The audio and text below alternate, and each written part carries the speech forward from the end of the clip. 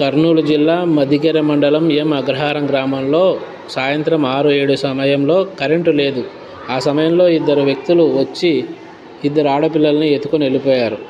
వెంటనే గ్రామస్తులందరూ పోగై అరుస్తూ ఉండేసరికి ఆ శబ్దాలు విని వాళ్ళు అక్కడే పక్కన దారులలో వదిలేసి వెళ్ళిపోయారు పిల్లల్ని.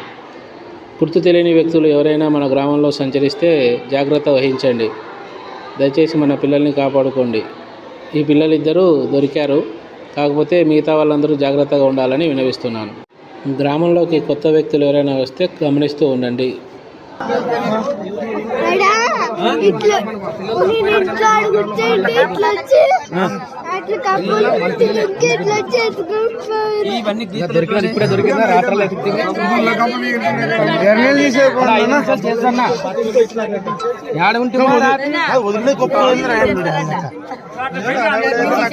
అదే డౌట్.